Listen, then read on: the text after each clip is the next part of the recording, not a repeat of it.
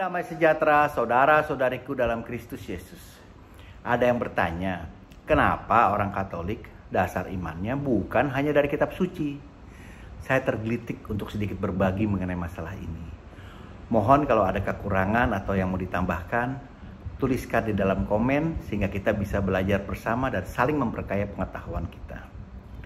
Gereja Katolik memiliki 3 sumber iman atau dasar iman, yaitu tradisi suci, kitab suci, dan magisterium, atau disebut juga ajaran gereja. Kenapa kita punya 3 dasar iman? Kenapa bukan hanya dari Alkitab? Apakah tidak salah? Mari kita pelajari bersama. Sebagai ilustrasi, mari kita teliti zaman kehidupan Yesus bersama para rasul dan murid-muridnya. Bagaimana Tuhan Yesus hidup bersama para rasulnya dalam komunitas pembelajaran bersama dengan murid-muridnya. Dan Yesus mendidik mereka dengan memberikan teladan dalam hidup keseharian, di mana saat itu kitab suci Perjanjian Baru belum ditulis.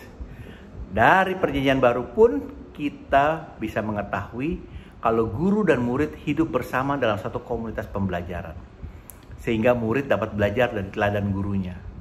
Seperti dapat kita lihat dalam Matius 8 ayat 23.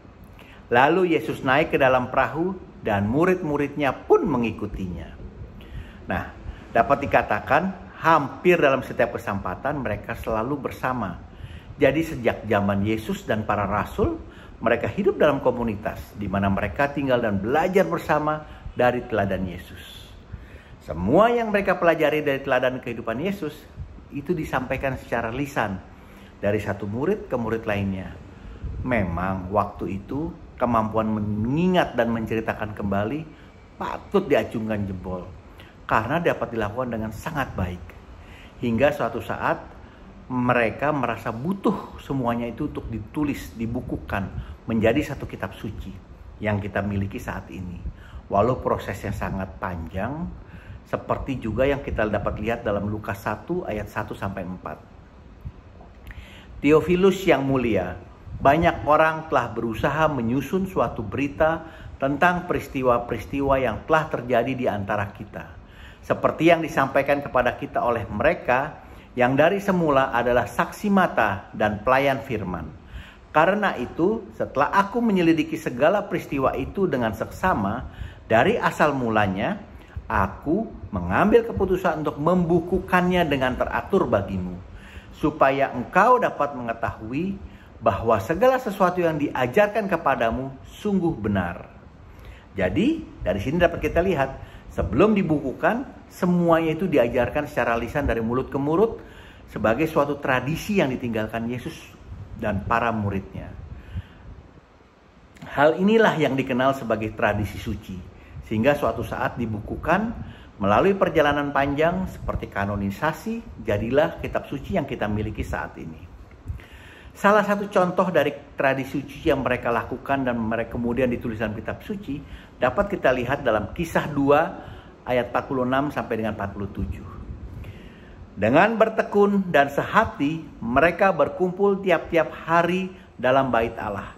Mereka memecahkan roti di rumah masing-masing secara bergiliran dan makan bersama dengan gembira dan tulus hati, sambil memuji Allah, dan mereka disukai semua orang. Tiap-tiap hari Tuhan menambah jumlah mereka dengan orang yang diselamatkan. Kalau kita perhatikan, rupanya sejak peninggalan Yesus, yaitu setelah Yesus wafat, dimakamkan dan bangkitnya, atau zaman para rasul, jemaat perdana, ternyata ada tradisi suci yang diteladani oleh Yesus untuk hidup berkomunitas, di mana tiap-tiap hari mereka berkumpul, mereka bertekun sehati, sejiwa, bersama-sama memecahkan roti secara pergantian atau bergiliran, makan bersama dengan gembira dan tulus sambil memuji Tuhan. Nah, tradisi suci tersebut ternyata terus terpelihara. Ini salah satu tradisi yang diteladani Yesus, yang juga ditulis di kitab suci yang hingga sekarang masih kita lakukan. Tradisi inilah yang dikenal sebagai tradisi suci, karena diteladani dan diinspirasikan oleh Yesus sendiri. Tradisi menurut kamus bahasa Indonesia artinya adalah kebiasaan yang diturunkan oleh nenek moyang dan dijalankan oleh masyarakat. Dan berdasarkan penjelasan sebelumnya, kita mengenal ada dua tradisi suci, yaitu tradisi lisan, yaitu tradisi suci yang tadi kita sebutkan, dan ada tradisi tertulis yang bisa juga disebut sebagai kitab suci. Jadi Alkitab merupakan tradisi suci yang tertulis. Kristus wafat dan dimakamkan dan bangkit kira-kira pada tahun 33 setelah Masehi.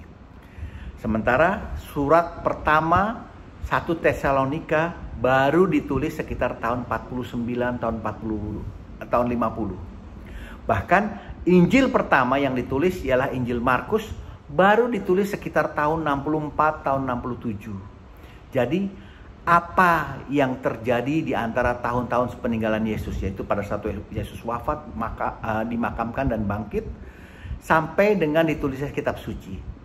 Apa dasar iman Kristiani? Apakah saat itu tidak ada orang Kristiani? Tentu ada. Dan apa dasar iman Kristiani kita di tenggang waktu itu? Nah, sebelum kitab suci tertulis, mungkin kita berdasarkan pada tradisi suci. Nah, atas dasar itulah kita orang Katolik mengatakan dasar atau sumber iman kita selain kitab suci juga ada tradisi dan magisterium atau ajaran gereja.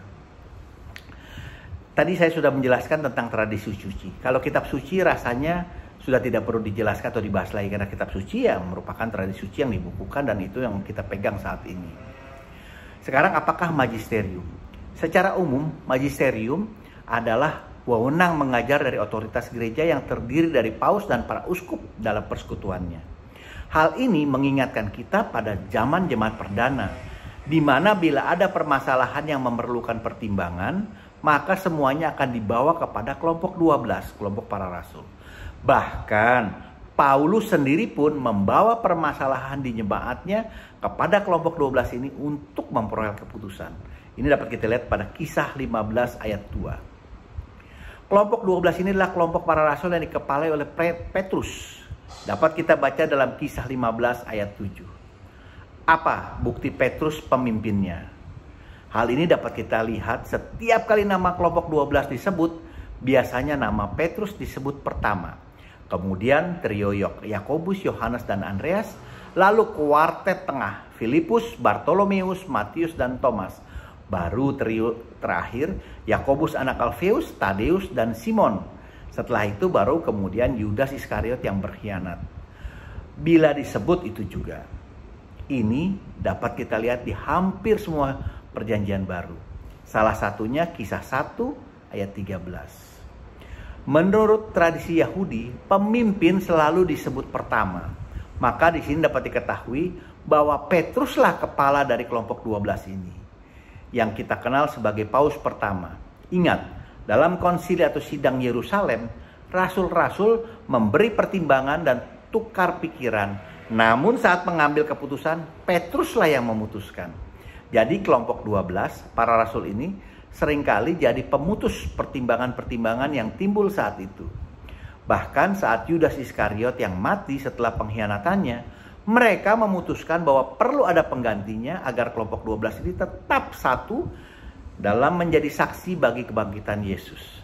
Dalam perkembangan perjalanan gereja, kelompok 12 ini terus ada dengan para uskup sebagai penerus dan penggantinya, di mana paus sebagai pemimpinnya, sebagai pengganti tahta Petrus.